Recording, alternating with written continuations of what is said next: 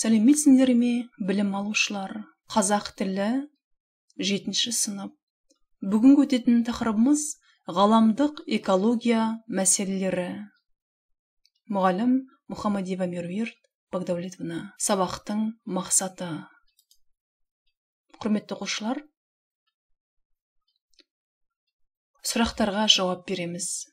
Бірінші тапсырма. Айтылым. Отвечаем на вопросы. Бірінші сұрақ: сен Қазақстанның қай аймағында тұрасың? Сен тұратын жердің экологиялық жағдайы қандай? Экологиялық қауіпті аймақ дегенді қалай түсінесің? Балалар, суретке назар аударамыз. Бүгінгі өтетін тақырыбымыз экология тақырыбымен, экологиялық қауіпті аймақ тақырыбымен тығыз байланысты. Суреттен біз нені көріп тұрмыз? Осы сауалдарға жауап береміз.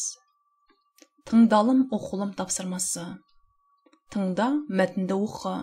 Слушай, прочитай текст. Бүгінгі таңда ғаламдық экология мәселелері ғаламдық, аймақтық және ұлттық мәселелер болып бөлінеді. Экологиялық қауіпті мәселелер табиғи экожүйенің бүлінуі, озон қабатының жұқаруы, атмосфераның, әлемдік мұхиттың ластануы, биологиялық әралуандықтың азаюы, қоршаған орта мен судың ластануы және тағы басқа. Бұл мәселелер тек қана барлық мемлекеттің қатысуымен Біріккен ұлттар ұйымының басқаруымен ғана шешіледі.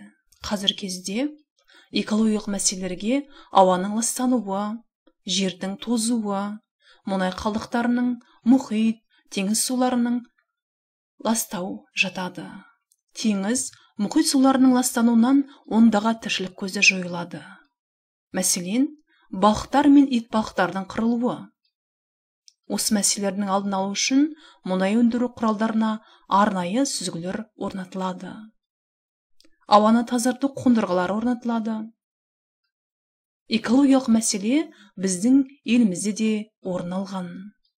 Арал теңізінің суы тартылып, экологиялық апатты аймаққа айналды. Суы тартылып, теңіздің түбі құрғап қалды. Құрғап қалған теңіздің түбіндегі зиянды тұзды шаң желмен тарайды. Бұл тұздар ауаны ластап, қышқыл жаңбыр жауады. Экологияның әлемдік мәселеге айналуы ауаның ластануымен тікелей байланысты. Себебі ауада мемлекеттік шекара жоқ. Сондықтан атмосферадағы ауаны қорғау ғаламдық мәселеге айналып отыр. Қазір де экология мәселесіне ерекше көңіл бөлініп, көптеген жұмыс жүргізіліп жатыр. Тіпті экологияны бұзғаны, ластаған үшін айыппұл мөлшері де тағайындалып, экологияны қалпына келтіруге ерекше назар аударылуда. Сондықтан, досым, өзіңнің болашағың үшін ең алдымен қоршаған ортаның экологиясына көңіл бөл. Жалпы балалар, бұл тыңдалым тапсырмасында экология мәселелері, озон қабатының жұқаруы, мұнай қалдықтарының теңіз суларын ластауы жатады. Арал теңіздің суының тартылғандығы жайлы апат аймақта жайында айтылған.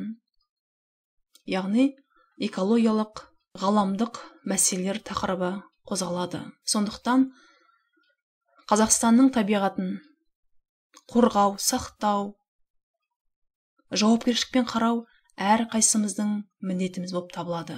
Енді балалар, мұна бейне роликке назар аударып тыңдайық. Адамдар тіршілік ету барысында жердің ауа қабатына әсер етеді. Мысалы, зауыттар мен фабрикалар ауаны ластайтын әр түрлі қалдықтар шығарады.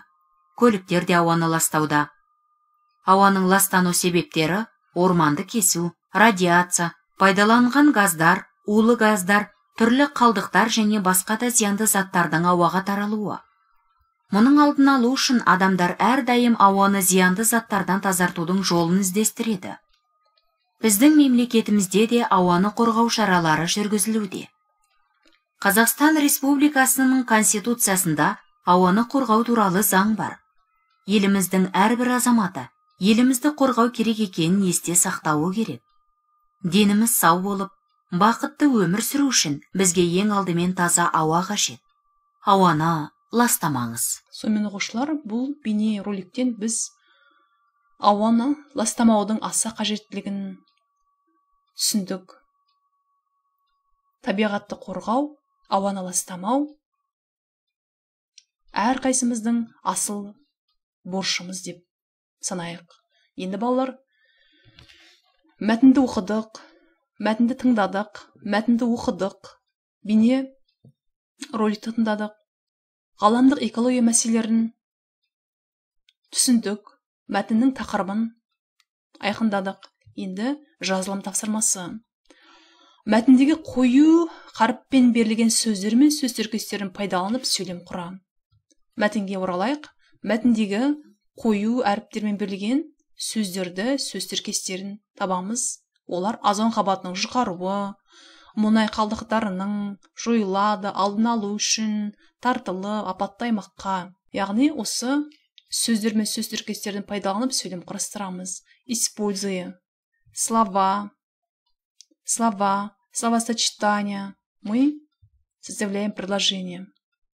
Үлгі, образец, табиғатты қорғау. Әр адам өзін қоршаған ортаны, табиғатты қорғау керек. Табыр мысал ретінде қорғап қалды. Мәселен, сөз тіркесі қорғап қалды. Қалай сөйлем құрастырамыз балалар? Арал теңізінің суы құрғап қалды. Осы тәртіппен жазылым тапсырмасын орындаймыз. Есте сақта, запомни. Арал теңізінің суы тартылды. Ол экологиялық апатты аймаққа айналды.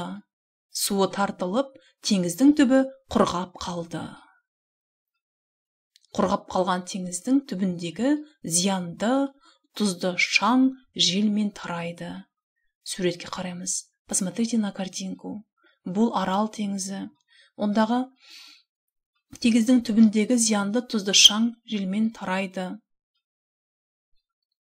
Бұл жер экологиялық апатты аймаққа айналып отыр.